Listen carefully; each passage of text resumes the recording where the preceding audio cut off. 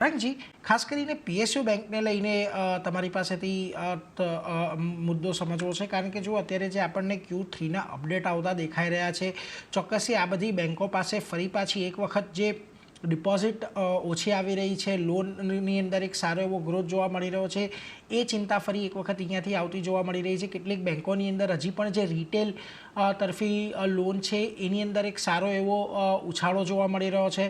લાગે છે PSU bank આ વખતની જે Q3 અપડેટ આવી છે એને આપ કઈ રીતે મૂલવી રહ્યા છો?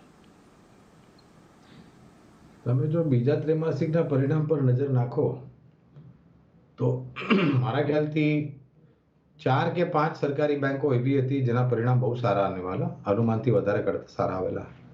State bank of India, bank of Baroda, PNB, Canara bank, Indian bank જેવી બેંક છે બધાના. ત્રીજા ત્રૈમાસિકની તમે વાત કરો તો મારા ખ્યાલથી પરિસ્થિતિમાં ધીરે ધીરે કરીને સુધાર થયો છે.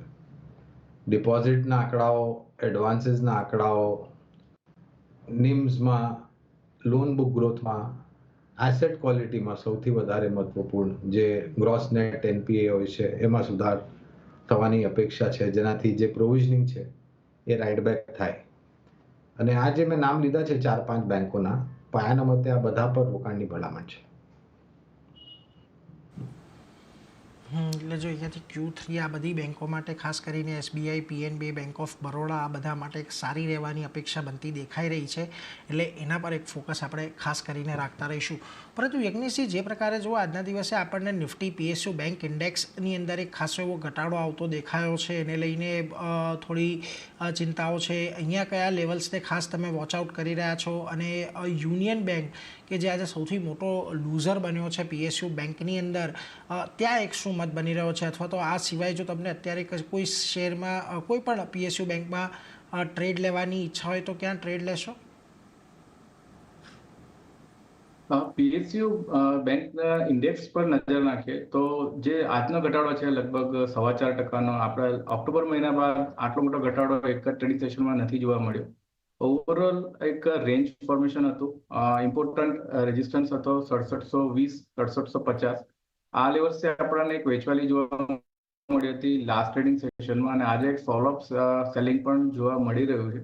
હવે જે નીચે બેઝ ઇમ્પોર્ટન્ટ બની રહ્યો છે, લગભગ 6200ના લેવલ પાસે બની રહ્યો છે, તો હજુ પણ લગભગ 150 પોઈન્ટ જેવો ઘટાડો એક થઈ શકે છે, એક પોસિબિલિટી જોવા મળી રહી છે.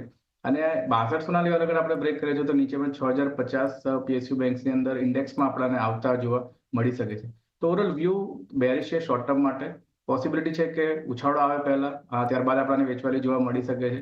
તો ઓવરઓલ જે રીતે સેક્ટોરિયલ ચાર્ટ ફોર્મ થઈ રહ્યા છે, પ્રાઇસ એક્શન જોવા મળી રહ્યું છે, એ જોતા એવું લાગી રહ્યું છે કે એક બેરિશ વ્યૂ રાખવો જોઈએ અને ઉછાળે વેચવાલીની સલાહ છે. સ્ટોક સ્પેસિફિક જે યુનિયન બેંકમાં આજે ઘટાડો જોવા મળી રહ્યો છે, એ જોતા એવું લાગી રહ્યું છે કે એમાં જે લેવલ્સ ધ્યાનમાં રાખવા જોઈએ ઇમ્પોર્ટન્ટ, નીચેમાં 110નો એક ઇમિડિયેટ સપોર્ટ બેઝ જોવા મળી રહ્યો છે.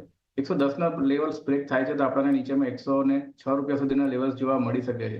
તો યુનિયન બેંકમાં પણ વ્યૂ બેરિશ છે. જે રીતે ઇમ્પોર્ટન્ટ રેન્જ જે સપોર્ટ હતો લગભગ 115 પાસે બ્રેક કર્યો છે, મારા હિસાબે વેચીને ચાલવું જોઈએ. કોઈ ઉછાળો આવે છે ઉપરમાં 115, 116 સુધી, તો એ વેચવું જોઈએ 122ના સ્ટોપ લોસથી, અને ઇવેન્ચ્યુઅલી ટાર્ગેટ નીચેમાં 106 સુધીના બની રહે.